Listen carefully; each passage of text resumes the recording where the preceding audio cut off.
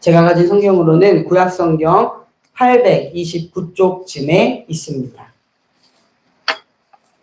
오늘의 성경 말씀은 시편 91편 9절에서 16절의 말씀입니다.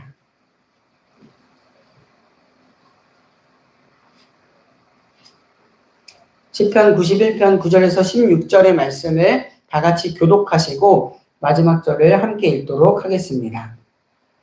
내가 주님을 내 피난처로 삼았으니 가장 높으신 분을 너의 거처로 삼았으니 내게는 어떤 불행도 찾아오지 않을 것이다. 내 장막에게는 어떤 재앙도 가까이 하지 못할 것이다.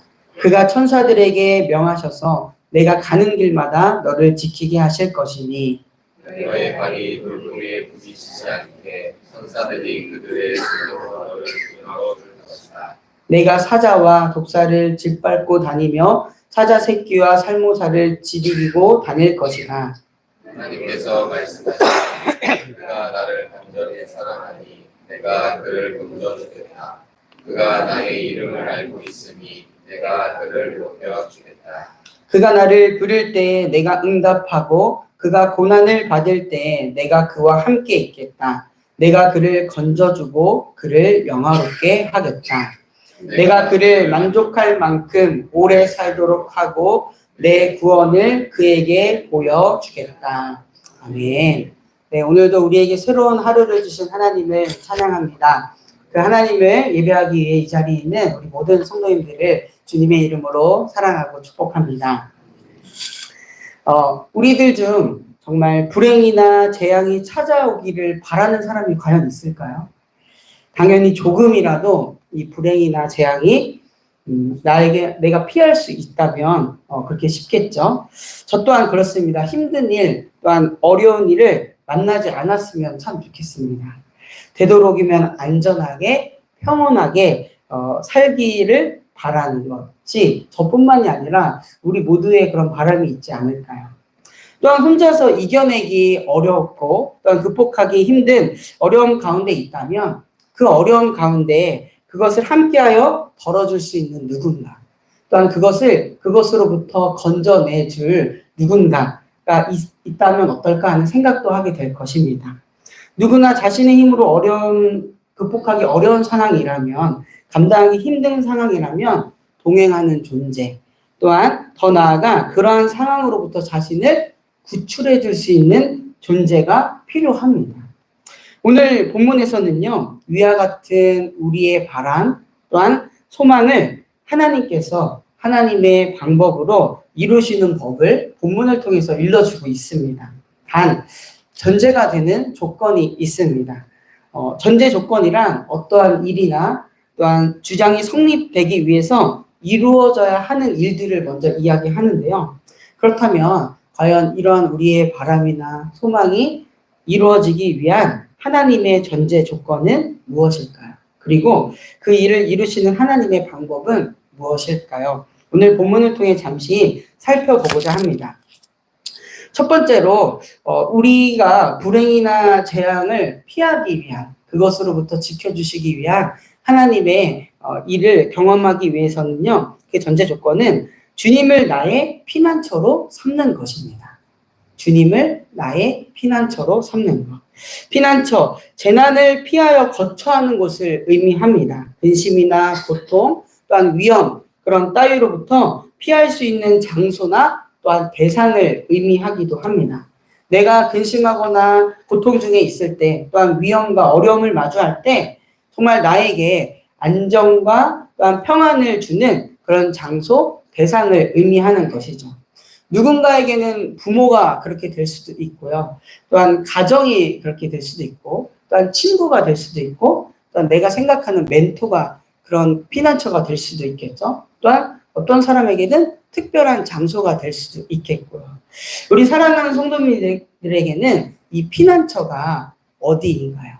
또한 누구인가요? 한번 생각해 보았으면 좋겠습니다. 내가 정말 어려움을 마주할 때, 고난과 역경이라고 생각할 때 내가 가장 먼저 생각하는 사람, 또 가장 먼저 떠오르는 장소가 어디인지 말이죠.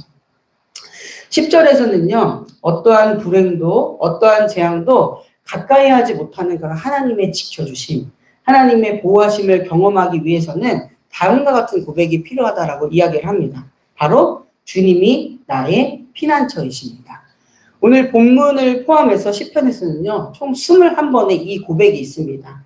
그 중에 대표적인 고백이 오늘 이 찬송가 함께 부른 찬송가의 고백이 담긴 그런 시편 본문인데요. 시편 46편 1절에서 3절입니다. 하나님은 우리의 피난처시며 우리의 힘이시며 어려운 고비마다 우리 곁에 계시는 구원자이시니 땅이 흔들리고 산이 무너져 바닷속으로 빠져들어도 우리는 두려워하지 않는다. 물이 소리를 내면서 거품을 내뿜고 산들이 놓아여 뒤흔들려도 우리는 두려워하지 않는다. 정말 상황적으로 볼 때는요, 그 누구도 두려워할 수밖에 없는 상황이지만 하나님을 피난처로 삼는 사람은 두려워하지 않는다라는 고백이 이 시편 46편에 기록되어 있습니다. 다름이 아니라 정확히 알아야 할 사실은요, 하나님이 피난처를 만들어 주신다가 아니라 하나님 그분이 피난처가 되시는 것입니다. 그래서 우리가 정확하게 명확하게 할 고백은요, 다음과 같습니다. 하나님, 나의 피난처를 주세요가 아니라 하나님이 나의 피난처가 되십니다. 라는 그런 고백인 줄 믿습니다. 또한 하나님의 보호하심, 인도하심을 경험하기 위한 두 번째 전제 조건으로는요, 여호와 하나님을 가장 높으신 분으로 여기고 그분을 거처로 삼는 것입니다. 우선 가장 높으신 분이라는 고백은 그 당시 이스라엘 백성의 보호자로서의 하나님 역할뿐만이 아니라 온 인류, 하나님께서 창조하신 피조물에 대한 하나님의 주권을 이야기합니다. 오늘도 마찬가지입니다. 하나님께서는 믿는 자들의 보호자뿐만이 아니라 온 세상을 다스리시는 권세가 있으신 분. 그래서 하나님보다 높으신 분은 없습니다. 이러한 하나님을 거처로, 말 그대로 내가 거주하는 곳으로 삼는 것입니다. 피난처는 어려움이나 위험에 있을 때만 찾는 곳이라면 거처는요, 늘 날마다 거하는 것입니다. 365일 24시간 내가 지내는 것을 의미하죠. 즉 내가 어려울 때뿐만이 아니라 일상 매일의 삶 속에서 하나님과 함께 하겠다라는 고백이 담겨져 있습니다. 하나님은 그런 사람들과 함께 하겠다라는 것이죠.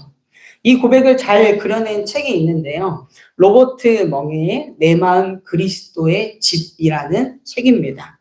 주님을 모신다는 것을 내 생활의 모든 영역에서 주인으로 삼는다라는 것을 이야기로 잘 풀이한 책인데요. 나의 민낯 또한 나의 가장 기본적인 모습이 있는 것이 바로 집입니다. 내가 사는 거처이죠. 거기서 주님을 방관자로 손님으로 여기는 것이 아니라 그 거처에서도 주님을 나의 진정한 내 삶의 주인으로, 내 집의 주인으로 모시고 함께 살아가는 것을 그려내고 있습니다. 그럴 때 나의 집, 나의 장막은 더 이상 나의 집, 나의 장막이 아니라 하나님의 집, 하나님의 장막이 됩니다. 고린도전서에서는 믿는 자들을 하나님을 모시는 성령의 전이라고 이야기를 하죠.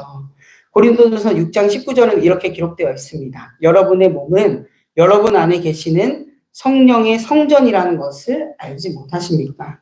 여러분은 성령을 하나님으로부터 받아서 모시고 있습니다. 여러분은 여러분 자신의 것이 아닙니다. 아멘. 이렇게 하나님을 거처로 삼는 사람, 이런 사람들에게는 하나님께서 오늘 본문을 통해서 말씀하십니다. 천사를 명하여서 내가 그들을 여러 상황 가운데 보호하고 지키겠다. 경고도 없이 공격하고 또한 위협을 하는 동물로 표현된 오늘 본문의 사자, 독사, 또 젊은 사자, 또 살모사 등의 이런 위협으로부터도 승리하게 될 것이다라고 본문은 이야기해 주고 있습니다. 그러한 위협을 짓밟고 또한 짓이기고 다닐 것이다 이야기하죠.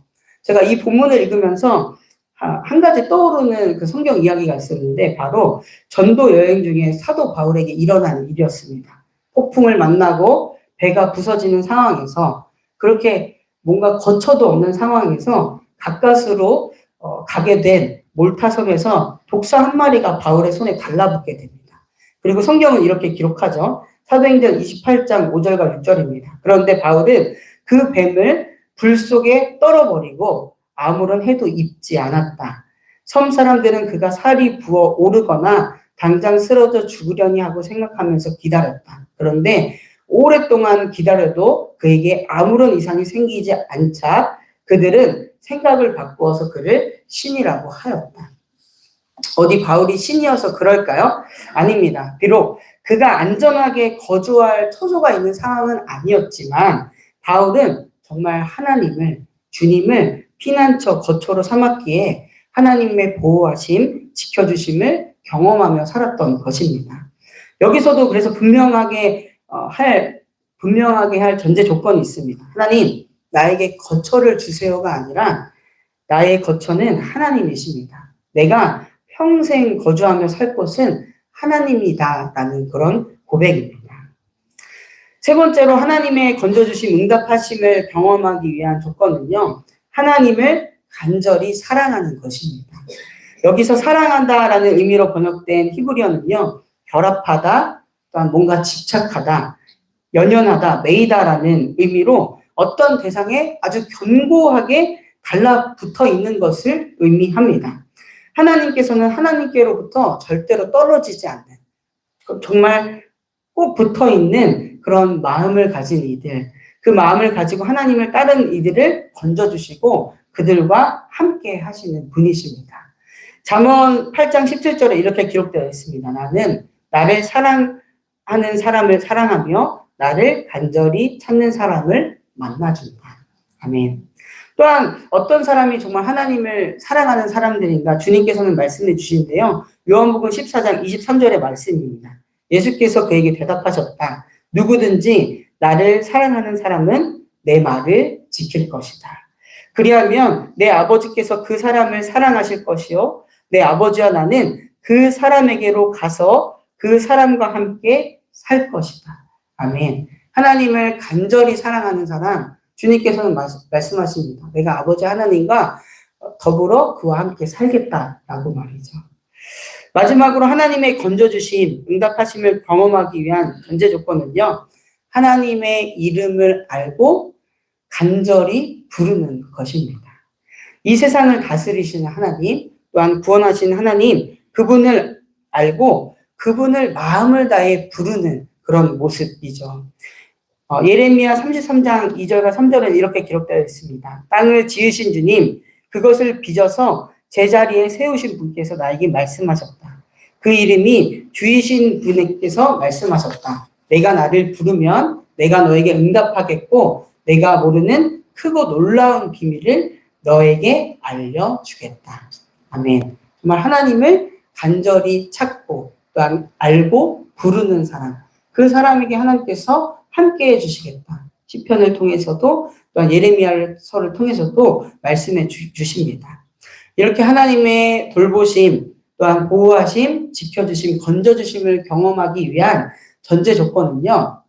세상의 다른 조건처럼 금전적인 부분, 또한 어떠한 자격 요건이 필요한 것이 아닙니다. 그저 정말 하나님을 사랑하는 마음. 그래서 내가 정말 어려울 때 하나님을 찾고 그때뿐만이 아니라 나의 매일의 삶 속에서 일상의 삶 속에서 하나님과 동행하려는 모습, 그 모습 하나면 하나님께서 함께해 주시겠다. 내가 너와 함께 하겠다라고 오늘 본문을 통해서 말씀해 주십니다. 시편에서 말하는 하나님을 거처로 삼는 자, 하나님을 사랑하고 여호와 하나님의 이름을 아는 자는 하나님께 헌신하는 대가로 안전과 구원을 요구하는 사람이 절대로 아닙니다. 도리어 하나님을 사랑하고 그분의 뜻을 행하기 위해서라면 어떠한 위험이나 고난도 감수하지만 궁극적으로는 하나님의 구원과 보호를 신뢰하는 자들입니다. 하나님은 위험에서 벗어난 세상을 약속하시지는 않습니다. 다만 그분을 사랑하고 신뢰하는 자들과 함께 하겠다. 위험과 어려움에 부딪힐 때마다 내가 도와주겠다라는 것을 약속하시는 분이십니다. 사랑하는 성도님들, 오늘도 정말로 우리의 피난처 되시는 주님, 또한 더 나아가 우리의 거처 되시는 주님을 신뢰하며 살아가는 우리가 되기를 간절히 바랍니다. 또한 정말 그 하나님을 하나님으로 바로 알고 간절히 진실되이 사랑하며 그 하나님을 부르는 우리가 되기를 간절히 소망합니다. 정말 그리하여서 하나님께서 우리에게 약속하신 풍성한 삶, 하나님과 함께하는 삶을 누리며 살아가는 이 시간 우리 모두가 되기를 간절히 바랍니다. 제가 기도하고 말씀 마치도록 하겠습니다. 오늘도 우리의 피난처요 거처가 되시는 하나님을 찬양합니다. 우리의 피난처요 거처가 되시는 하나님을 진정으로 찾고 사랑하는 이 시간 우리가 되게 하여 주시옵소서. 때로는 우리의 믿음이 연약하여서 그저 하나님이 주시는 피난처, 거처만 구하는 모습을 보게 됩니다. 우리와 진정으로 함께 하시고자 하는 하나님의 마음을 알아 더욱 하나님을 사랑하며 하나님과 일평생 동행하는 우리가 되도록 인도하여 주시옵소서. 위험과 어려움도 함께 하시는 하나님, 건져주시는 하나님을 경험하면 위험과 어려움이 그것이 아닐 줄 믿습니다. 우리의 기도에 응답하시고 우리를 궁극적으로 건져주시는 하나님을 찬양할 수밖에 없는 우리의 삶이 되도록 인도하여 주시옵소서. 평화의 왕이신 주님, 이 시간 세계와 열방을 위하여서 중보합니다. 여전히 전쟁과 분열로 인하여 신음하고 있는 이 세계를 긍휼히 여겨 주시옵소서. 지구 반대편에는 여전히 전쟁이 이어지고 있는 안타까운 상황입니다. 모두 다 우리 인간의 이기심, 탐욕으로 평화를 깨고 있는 상황입니다. 이로부터 돌이키게 하시고 더욱 열방의 평안을 위해 기도하는 우리가 되게 하여 주시옵소서. 이 나라 민족을 위하여서도 기도합니다. 경제적 어려움, 세대 간 갈등, 정치적 반목 등 이 나라 민족이 마주하고 있는 여러 사건, 사고, 문제들이 있습니다. 우리는 하나님 앞에 무릎 꿇고 기도할 수밖에 없습니다. 다시 이 나라 민족을 세우시는 하나님을 의지하는 우리가 되게 하여 주시옵소서. 몸과 마음, 영혼이 아픈 환우들이 있습니다. 병으로 인하여 지치는 마음을 주님께서 어루만져 주시옵소서. 병상 중에서도 함께 하시는 주님의 은혜, 새 힘을 허락하시는 주님의 은혜를 경험하게 하여 주시옵소서. 오늘은 금요 기도회가 있습니다. 우리 자신을 하나님께 온전히 드리는 기도회가 되게 하여 주시옵소서. 하나님을 피난처로 거처로 고백하는 시간, 하나님을 진정으로 찾고 구하는 시간 되게 하여 주시옵소서. 그리하여서 응답하시는 하나님, 건져주시는 하나님, 함께 하시는 하나님을 경험하는 은혜의 시간 되게 하여 주시옵소서. 주님께서 사랑하시는 정릉교회가 창립 70주년을 맞이하여 12개의 돌 사업을 진행 중에 있습니다. 이 일을 통하여 우리 교회가 또한 성도들이 더욱 하나님을 향한 믿음이 굳건하게 하여 주시고 이 지역과 다음 세대를 넓은 품으로 품고 섬기게 하여 주시옵소서. 이 시간 주님께 마음과 정성을 드린 손길 있습니다. 특별히 가족을 두고 감사하며 기도하는 제목을 올려드렸습니다. 드려진 예물, 드려진 기도 제목 하나님께서 들으시고 하나님의 뜻에 따라서 인도하여 주시옵소서. 드려진 예물 또한 하나님의 뜻 따라 귀하게 쓰임받게 하여 주시옵소서. 이 시간 각자의 기도의 제목을 가지고 하나님께 나아왔습니다. 기도를 통하여 하나님 뜻 알게 하시고 그 뜻에 따라 살아가는 한날 되도록 인도하여 주시옵소서. 이 모든 말씀 지금도 살아계셔서 우리의 피난처 되시고 거처가 되시는 우리 구주 예수 그리스도의 이름으로 간절히 기도드립니다. 아멘. 하늘에 계신 우리 아버지여, 이름이 거룩히 여김을 받으시오며 나라가 임하시오며 뜻이 하늘에서 이루어진 것 같이 땅에서도 이루어지이다. 오늘 우리에게 일용할 양식을 주시옵고 우리가 우리에게 죄 지은 자를 사하여 준 것 같이 우리 죄를 사하여 주시옵고 우리를 시험에 들게 하지 마시옵고 다만 악에서 구하시옵소서. 나라와 권세와 영광이 아버지께 영원히 있사옵나이다. 아멘.